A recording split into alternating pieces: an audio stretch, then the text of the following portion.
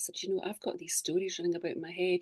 If I ever get them written, I promise and I make any money, I'll give it to Mary's Meals.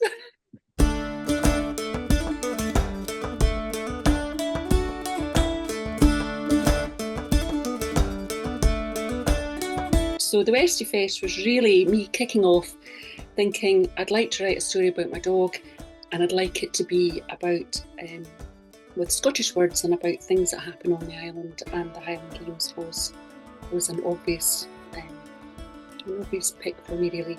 And it's actually my bestseller, believe it or not, still. It's about Corrie's love of her papa.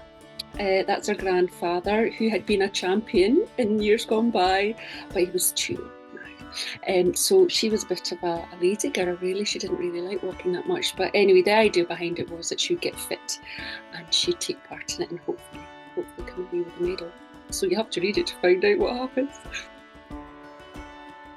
Today. That's where, well, the real Corrie was frightened of loud noises. She was always frightened of fireworks. So that's what gave me the inspiration for this. And we also holidayed and lived in Arran in Edinburgh at some point. So this is about her going to the Edinburgh Castle. So, and overcoming her fear. So Curling Capers was very much about the sport of curling, Scottish words, but also the link between Arran and Canada.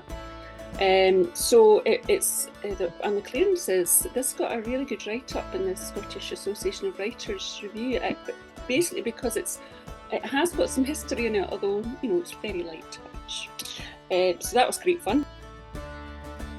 And then Library Keepers, and this was when Corrie takes over the mobile library and makes a bit of a hash of it, to be honest.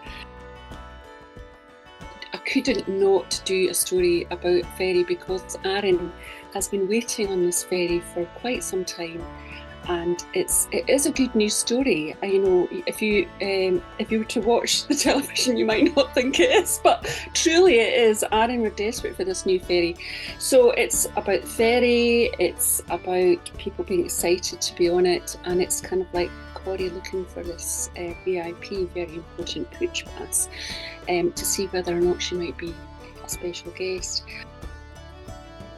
Well, I used to work on the mainland and commute back and forward to Arran, and there's a thing called the doggy lounge where people have to go with their animals when they're on the ferry.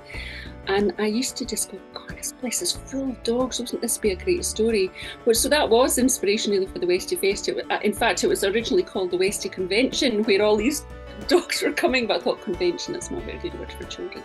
But yeah, it was just, I wanted to have memories of her, and it was just good fun, great fun. And the family all love her or loved her, and it was a nice way of keeping her alive in their minds, really.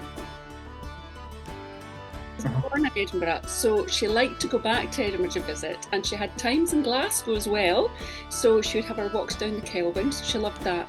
But of course, Arran has got so many beautiful places to walk that she was spoilt for choice, really, so lots of places here.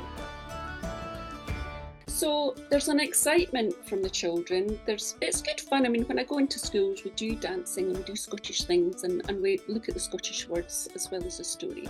So the feedback, I have to say, has bowled me over. It was most unexpected, but it cheers me on, and that's why, I thought, somebody said, you're going to write more books. I said, I think 5's more than enough. I was going to stop after 1, to be honest. My bit is actually going in and reading them to the children. I love it. I do. I find that really, when you see a child light up and get engaged while you're telling a story, I have to say that is my favourite bit.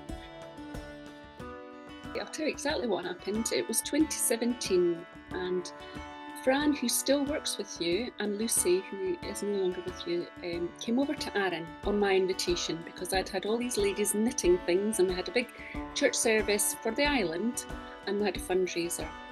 And Lucy and Fran came into my home for a wee cup of tea, as you do, and they met Corrie, and they were making a fuss of my wee Westie, and they said, I said, I've got these stories running about in my head.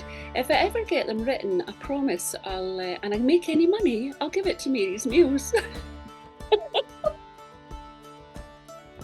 today, I am just short of £33,000. I think there's 50. I'm waiting on a pay. I thought, I wonder if that money will come in today. So I have stockists all over Arran, but also all over Scotland. So if anybody listening knows of a local bookshop or anywhere, and in fact, this is probably a good time to say that Mary's Meals are also going to have these books in your website shop, which is fantastic. Thank you very much. So yeah, it just brings the money in. And then if I do school visits, I do donate books to schools or areas where there's children aren't able to afford a book, because I think it's important that people can read for pleasure. I just hope we make lots of money to feed more children. I